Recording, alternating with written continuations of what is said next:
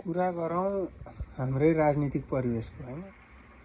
अहिले नेपालमा राजा सल्बलाइरहेका छन्।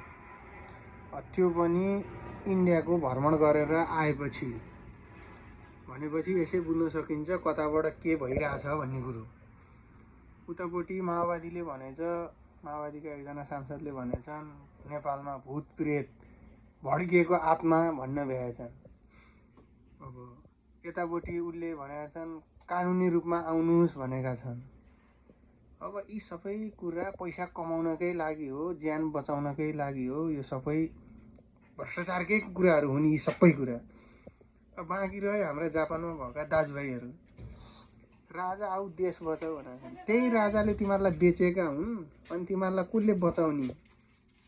तिमीहरू राजाकै पाला हालौ विदेश।